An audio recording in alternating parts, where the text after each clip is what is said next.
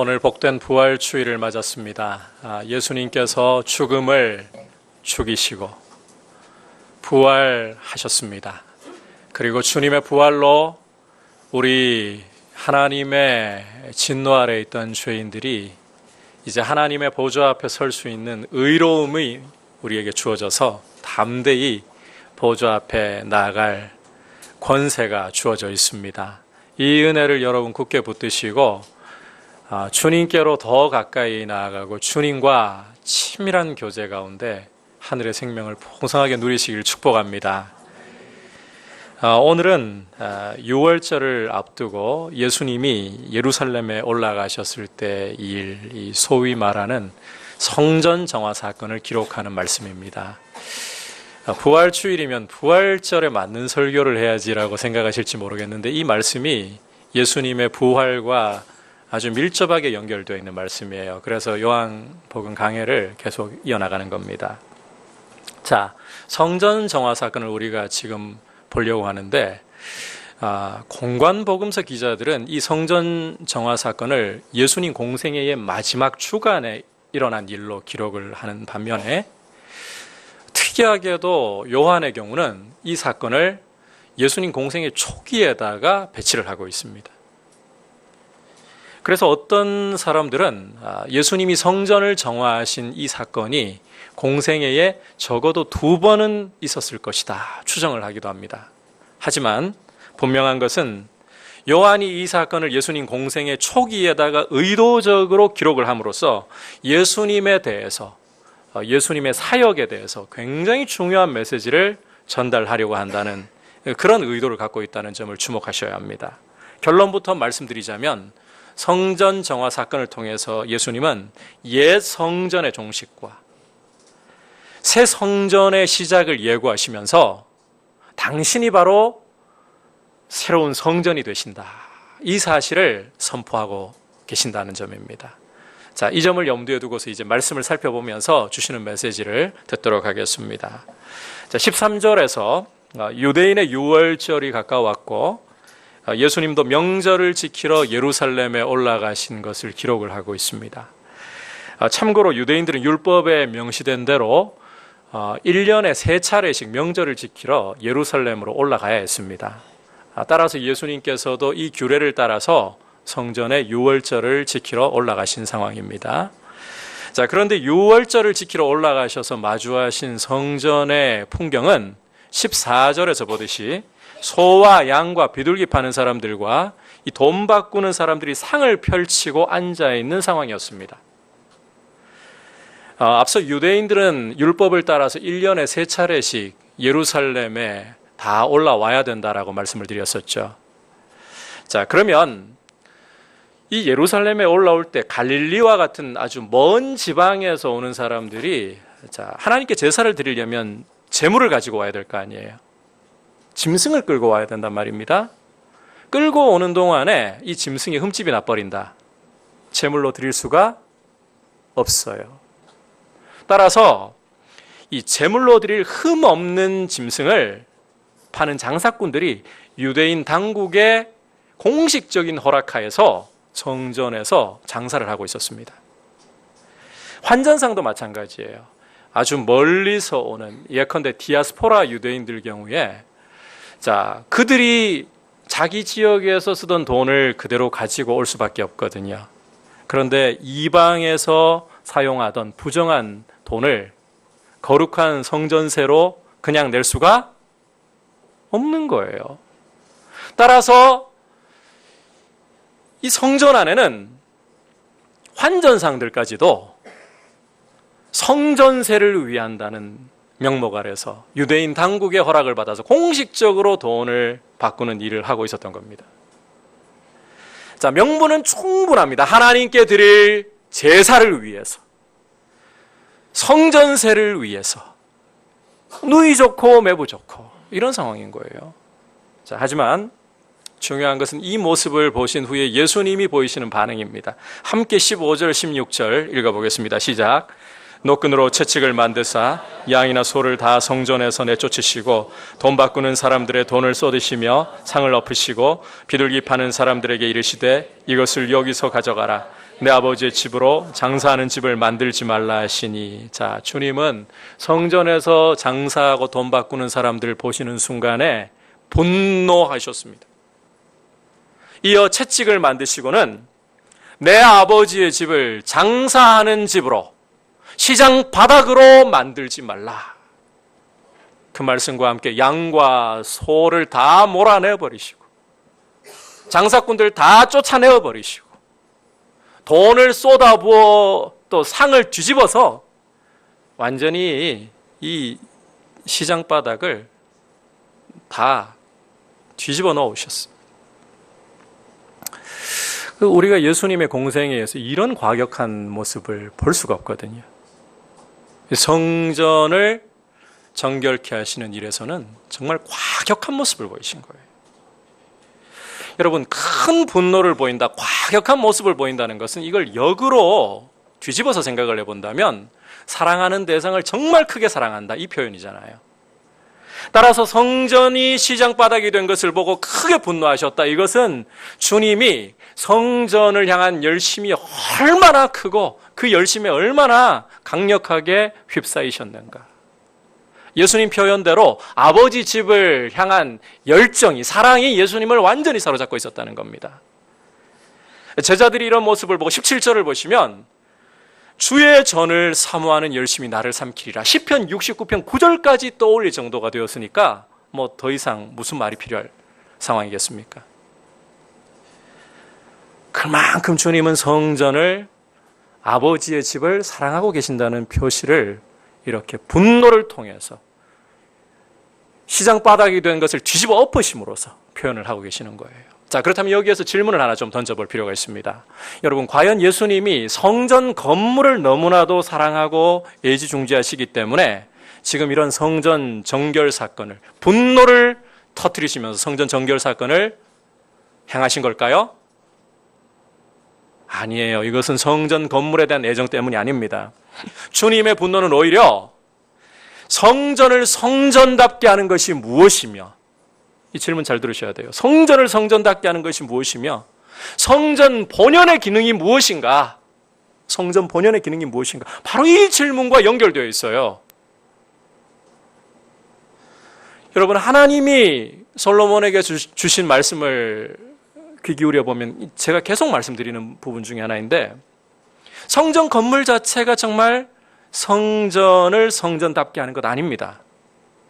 하나님은 솔로몬에게 너희가 나를 버리고 내 말을 떠나서 헛된 우상을 섬긴다면 나는 이스라엘을 이 땅에서 끊어버릴 것이고 이 성전이 아무리 높을지라도 내 앞에서 던져서 이방인들의 조롱거리가 되게 만들어버리겠다라고 경고를 하셨습니다.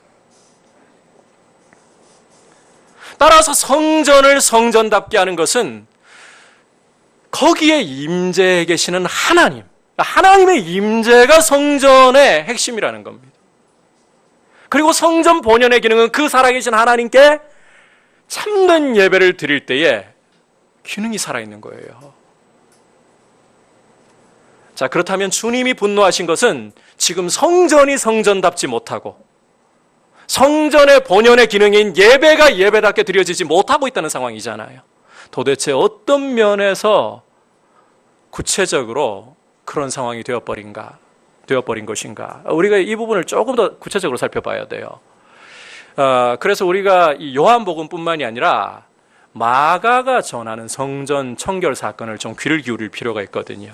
마가복음 11장 17절을 보시면 주님이 이 성전 청결 사건을 행하시면서 성전을 가리켜서 이사야 말씀을 인용하시면서 이렇게 말씀하셨습니다.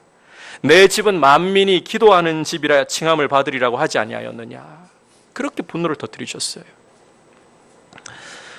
예수님 시대의 성전 구조를 보면 성전 본 건물을 뜰들이 둘러싸고 있는 구조로 되어 있었습니다.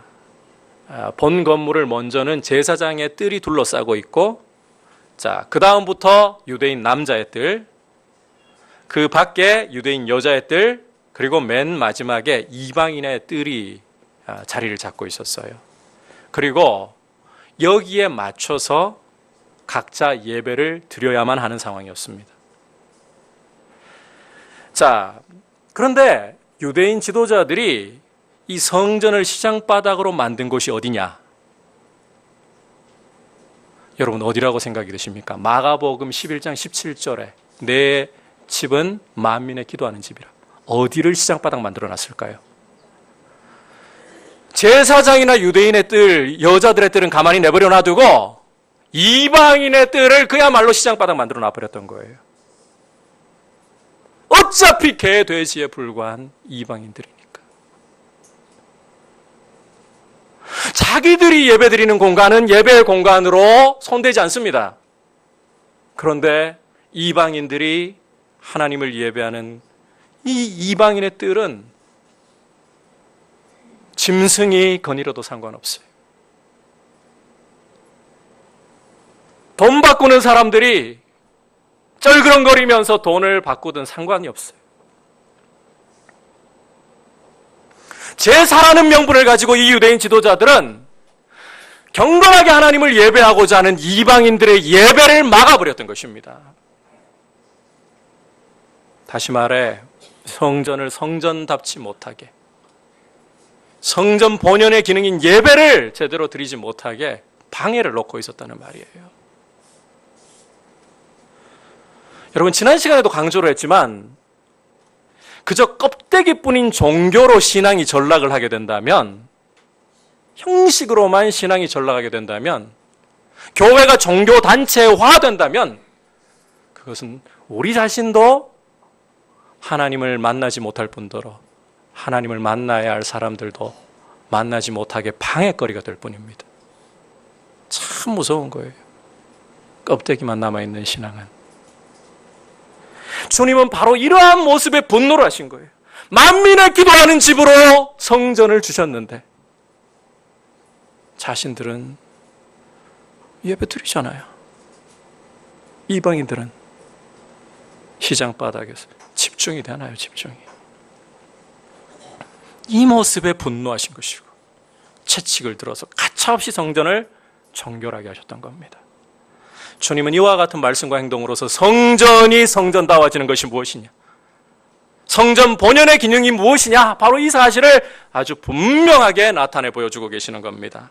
여러분 참 성전의 핵심은 거기에 임재해 계시는 하나님이시고, 그리고 성전 본연의 기능은 살아계신 하나님께 참된 예배를 드리는 데 있는 줄 믿습니다. 누구든지 하나님을 예배하고자 하는 자가 하나님께 마음껏 예배 드릴 수 있는, 이게 성전인 거죠. 여러분께 당부하고 싶어요. 성전을 성전답게 하는 게 무엇이냐? 성전 본연의 기능이 무엇이냐? 잊지 마십시오. 건물이 성전 아닙니다. 사람의 숫자가 성전을 성전답게 하는 것도 아닙니다. 하나님이 임재해 계시느냐? 여러분 우리 예배에 하나님이 계십니까? 하나님을 향해 살아있는 참된 예배를 드리는가? 우리 예배가 주님을 정말 왕으로, 주인으로 높이며 그분께 우리의 시선을 고정하는 예배를 드리고 있습니까? 성전이 성전다워지고 본연의 기능이 살아있는 그런 모습으로 우리가 성전을 세워갈 수 있기를 축복합니다. 자, 이어지는 말씀을 보시면 성전을 뒤엎었다는 말을 듣고 유대인 지도자들이 이제 출동한 상황입니다. 자, 이들에게 있어서 예수님의 행동은 그야말로 권위에 대한 도발일 수밖에 없어요. 따라서 그들은 18절에서 보는 것처럼 내가 이런 일을 행하니 무슨 표적을 우리에게 보이겠느냐. 당장 표적 제시하라 요구를 하고 있어요. 자, 대제사장들이나 서기관들과 같은 지도자들 입장에서는 자기들이 하나님의 뜻을 행하는 하나님의 대행자, 이 대제사장이나 서기관 같은 자리는 하나님의 뜻을 대행하는 대행자의 자리. 따라서 다른 것도 아니고 성전에서 제사를 위해서 흠없는 짐승을 하나님께 드려야 되니까 제사를 위해서 이 매매 시스템을 만들고 거룩한 성전세를 내는데 이방 돈을 어떻게 씁니까? 그래서 환전상을 두고 환전 시스템을 만들고 자기들은 하나님 뜻을 행한다고 생각을 하고 있었습니다. 게다가 거기가 이방인 구역이라고 뭐 더 거리낄 것도 없어요. 어차피 개돼지 같은 이방인들 구역. 그죠? 그런데 어디서 이 갈릴리 목수가 나타나더니 하나님의 뜻이라고 생각하고 만들어 놓은 매매와 환전 시스템을 뒤엎어버리고 있습니다. 따라서 그들 입장에서는 하나님의 뜻을 대행하고 있는 그들 종교 지도자들에게 도전한다. 유대교와 율법주의에 대해서 도전장을 던지고 있다. 이렇게 이해가 되는 거죠. 그러니까 이 사람들은 표적을 내놔라. 그런 일을 할 수 있다라고 권위를 입증할 만한 표적 내놔라. 지금 예수님께 이런 요구를 하고 있다는 겁니다. 자, 중요한 것은 이와 같은 표적 요구에 주님이 뭐라고 대답을 하시는가. 자, 우리 함께 19절 말씀, 오늘 말씀 중에 굉장히 중요한 말씀입니다. 함께 읽겠습니다. 시작. 예수께서 대답하여 이르시되 너희가 이 성전을 헐라 내가 사흘 동안에 일으키리라. 자, 주님이 무슨 말씀을 하고 계신 겁니까? 문자 그대로 성전 건물을 헐어버리면 그걸 사흘 동안에 다시 건축해서 세우겠다. 이 말씀하고 계신 걸까요?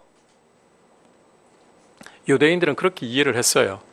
20절 보시면 그래서 어처구니 없다는 반응을 보이고 있잖아요. 이 성전이 46년 동안 지어진 건데 사흘 동안에 일으킨다고? 기록은 없지만 파 하고 비웃음을 터뜨렸을 거예요. 이 예수님 당시 성전은 세 번째 성전이죠. 주전 20년경에 이방인인 헤롯 대왕이 원래 유대는 다윗 왕조에서 다스려야 돼요. 이방인이 다스리려고 하니까 유대인들에게 환심을 사야 되잖아요. 그래서 당근 정책으로 이제 이 성전을 주전 20년부터 자그마치 예수님이 말씀하실 때까지 46년 동안을 건축하고 있던 중이었습니다. 완성도 아니에요. 이후로 20년을 더 건축을 하거든요. 그런 성전을 헐라 내가 사흘 만에 일으키겠다. 어이없어 보이고 허무맹랑한 소리를 하는 걸로밖에 들리지 않는 겁니다. 자, 그렇다면 여러분, 주님이 왜 이런 말씀을 하셨을까요? 왜? 위기 탈출. 뭐 이런 방법인가요? 여러분, 여기에는 굉장히 중요한 구약적인 배경이 담겨 있습니다. 우리가 그 신약을 읽을 때 구약의 배경을 이해를 하고서 읽어야 신약이 제대로 이해가 돼요. 요한복음 쉽다 하시는데 아니요, 제일 어려운 책 중에 하나입니다. 이 복음서들 중에서도요, 제가 첫 시간에 말씀드렸지만 이 사도 요한이 제일 늦게 이 요한복음을 기록했어요. 복음서를 이미 공관 복음서들을 알고 있는 상황에서 깊은 묵상 속에서 성령의 감동을 받아 기록했기 때문에 구약적인 배경이 상당히 깊이 녹아있고 상당히 어려운 책이에요. 그래서 이 말씀을 그냥 쉽게 이해하면 안 돼요. 구약적인 배경이 도대체 어떠한 것인가. 자, 앞서 말씀드린 것처럼 솔로몬이 첫 성전을 건축한 후에 하나님이 솔로몬에게 나타나셔서 너는 너의 아버지 다윗이 행했던 길로 계속해서 쫓아 행하라. 격려하셨거든요. 그런데 또 경고하시기를 만약에 내가 나를 버리고 나의 율법을 버리고 헛된 우상에게로 돌이킨다면 나는 이스라엘을 이 땅에서 끊어버릴 것이고 이 성전이 높을지라도 내 앞에서 던져버릴 것이고 이방인들에게 조롱거리가 되게 만들겠다. 경고를 동시에 주셨어요. 자, 여기에서 성전을 던져버린다. 성전을 헐어버리신다는 말씀인데 성전을 헐어버린다는 것은 자, 하나님의 심판의 표를 이야기하는 것입니다. 이해하시겠죠? 성전이 무너진다. 성전을 헐어버린다. 이것은 하나님의 심판이 도래했다는 증거인 거예요. 실제 이스라엘은 죄로 인해서 바벨론에 의해 나라가 멸망하고 이 성전이 철저하게 무너지는 성전을 헐어버리는 일을 경험했습니다. 자, 그렇다면 반대로 새로운 성전을 일으킨다, 세운다. 이게 무슨 뜻일까요?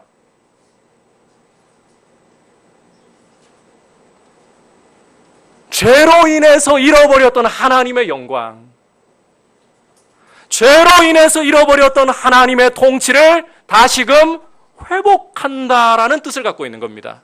그래서 에스겔 40장부터 환상 가운데 에스겔을 높은 산으로 인도하셔서 새 예루살렘과 새 성전을 보여주시는 것은 회복의 메시지라는 거예요. 하나님의 통치를 회복시켜 주신다. 자, 바로 이와 같은 구약적 배경을 두고서 우리가 예수님의 말씀을 제대로 이해를 해야 되는 겁니다. 그렇다면 이 성전을 헐라 내가 사흘 동안에 일으키리라, 이 말씀의 뜻은 바로 이런 것입니다.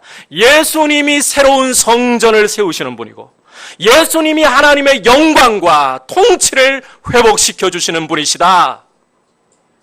이게 굉장히 중요한 메시지라는 거예요.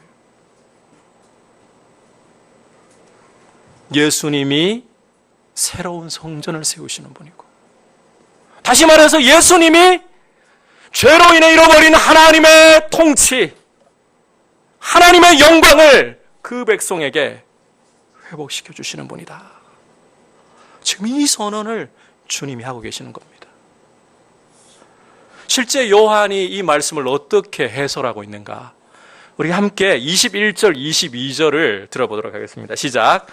그러나 예수는 성전된 자기 육체를 가리켜 말씀하신 것이라.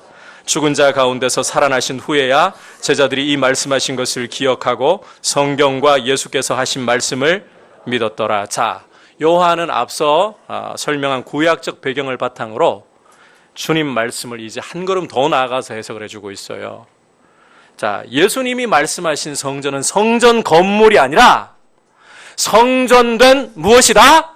자기 육체이다.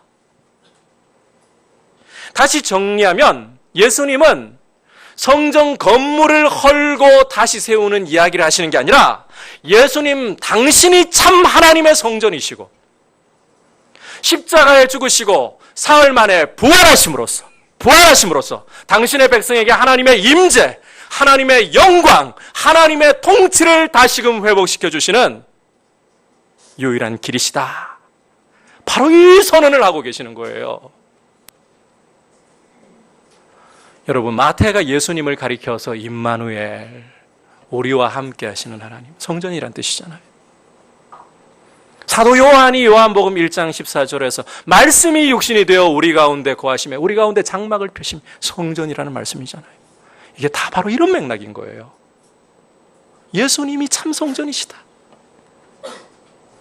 주님 자신이 참 성전, 주님 자신이 부활로서 하나님의 통치와 하나님의 영광과 하나님의 생명을 우리에게 회복시켜 주시는 길이시다. 예수님이 참 성전이십니다. 그렇다면 이제 우리가 질문을 하나 던져볼 게 있어요. 성전 건물은 어떻게 되는 건가요? 옛 성전은. 자, 앞서 성전은 건물이 중요한 게 아니라 거기에 임재해 계시는 하나님, 하나님의 임재가 성전을 성전되게 한다 했었죠. 그리고 여러분, 구약 성전, 이 구약의 성전 건물과 그 안에서 이루어지던 제사 제도들은 히브리서 말씀을 귀 기울여 보면 참 성전이신 예수님을 미리 그림자로 보게 하는 것이라고 했죠. 모형이라고 설명을 하고 있어요. 이해하시겠죠? 네, 오늘 설명 잘 따라오고 계십니까?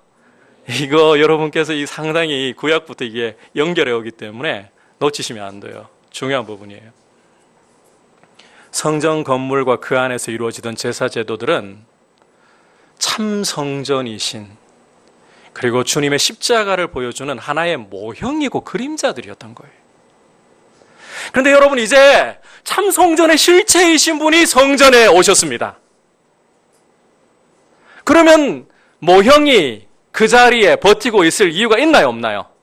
모형의 시대는 이제 끝나야 되는 거예요.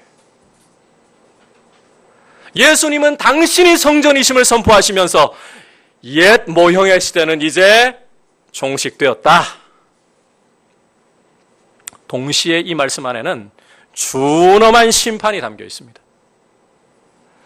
옛 성전 건물은 유대인 지도자들이 제사라는 명분을 위해 가지고 이방인들이 예배도 못 드리도록 시장바닥 만들어버렸잖아요.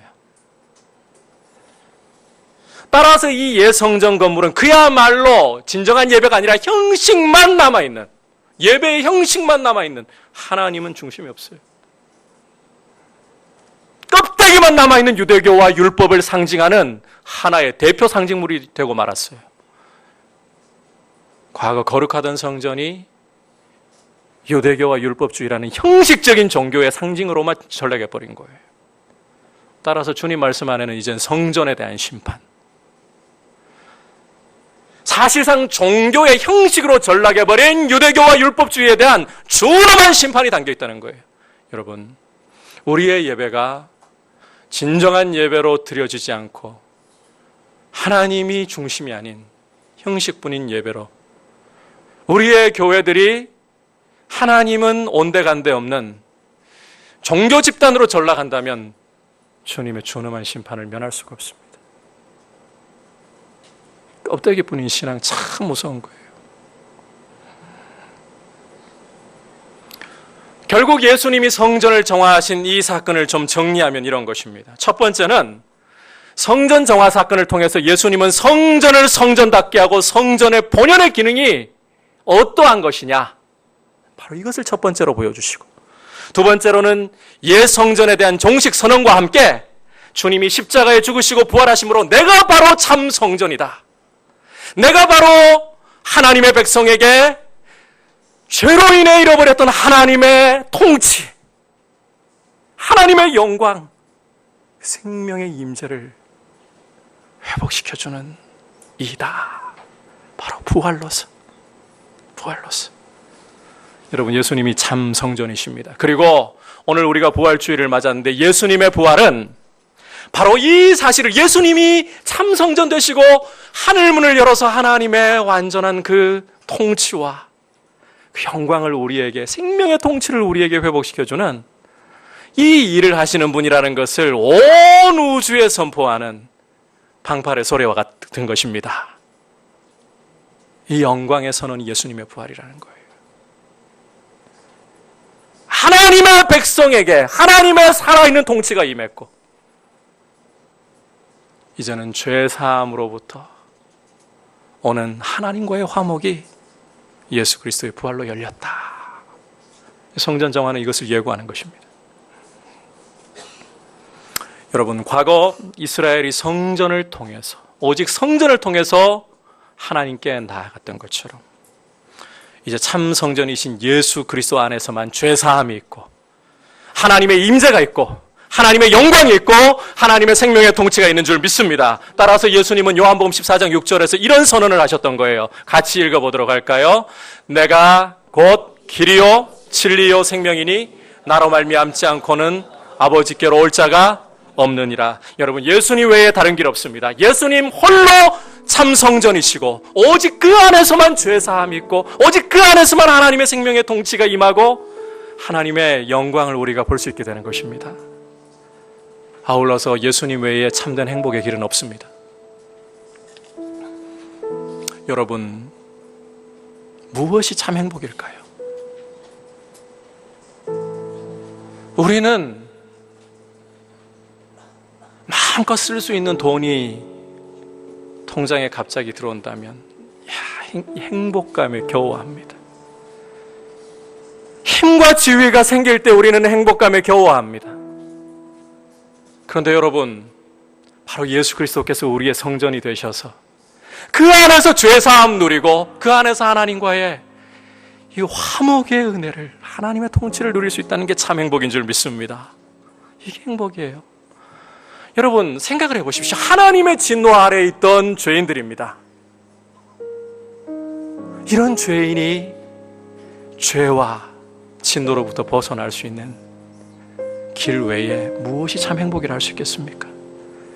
작년 충북 제천에서 목욕탕 화재 사건 기억하실 겁니다. 그 현장에 죽어가고 있던 사람들에게 행복이 뭐겠어요? 그 순간에 구원의 손길로 건져주는 거죠. 하나님의 진노 아래 있던 우리 죄인들이 소망 없이 영원한 불못으로 향하고 있는 우리에게 진정한 행복은 그리스도로 말미암는 죄 사함과 하나님이 우리를 향해 짓는 미소인 줄 믿습니다. 그래서 다윗도 시편 32편에서 그런 고백을 한 거예요. 허물의 사하심을 받고 그 죄가 가리워진 사람은 행복하다, 복이 있다. 주께서 그 죄를 인정치 아니하실 사람은 행복하다, 복이 있다. 여러분, 무엇이 행복입니까? 그리고 또 하나 질문하고 싶습니다. 무엇이 예배입니까?